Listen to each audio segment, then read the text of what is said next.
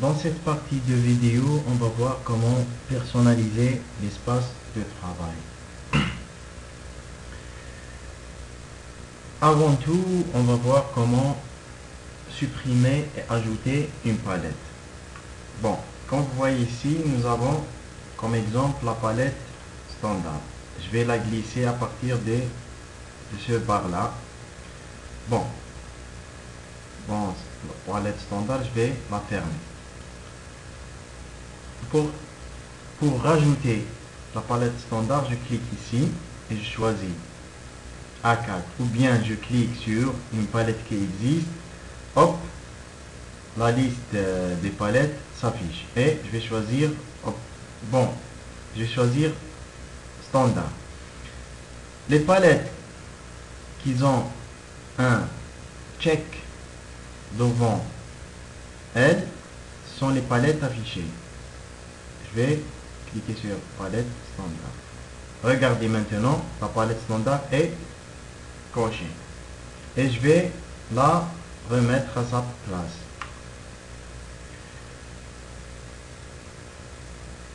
Maintenant, voyons comment personnaliser l'espace de travail. J'ai la palette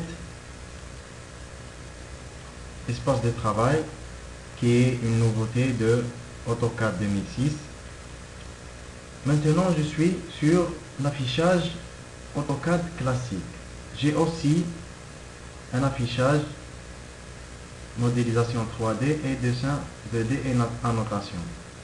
Bon, par exemple, je veux enregistrer cet espace de travail et je vais rajouter d'autres palettes, par exemple cotation, et je vais la mettre ici. Je vais choisir palette zoom et je vais la mettre ici et je vais enregistrer ça. À partir de enregistrer espace de travail, je vais l'appeler Raouf. Enregistrer. C'est bon. Et voilà mon espace de travail. Si je vais basculer vers modélisation 3D, il va afficher les palettes utilisées pour la conception 3D. Maintenant, je vais revenir sur mon espace de travail personnalisé Raouf.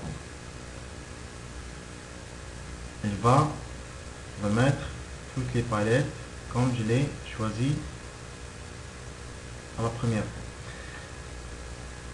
Maintenant, je vais voir comment, par exemple, augmenter la taille du réticule, changer l'arrière-plan de l'AutoCAD, du noir vers le blanc.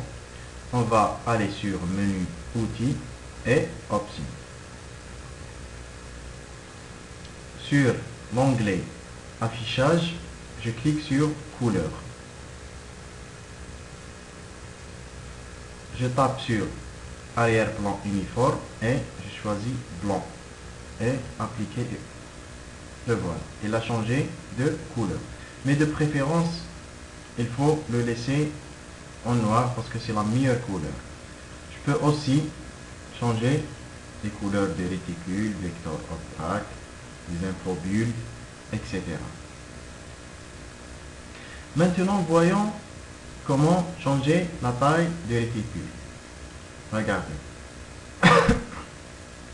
Là, voilà la taille du réticule. Je tape sur Entrée pour revenir sur la boîte de dialogue et je vais taper la taille 50.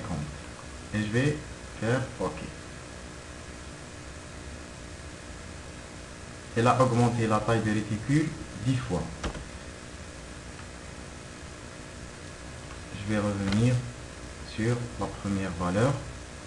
Je peux aussi personnaliser les fichiers enregistrés sous. Par exemple, je veux enregistrer par défaut sous la version AutoCAD 2004. Je tape ici AutoCAD 2004 et appliquer OK.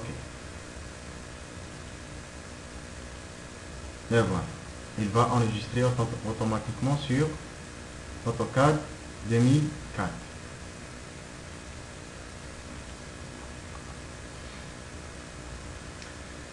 Je peux aussi personnaliser les couleurs des poignées, personnaliser la taille de curseur carré, la taille des marques d'accrochage objet, etc. Donc, je peux aussi changer la signification du bouton droite. Par exemple, je vais faire répéter, entrer.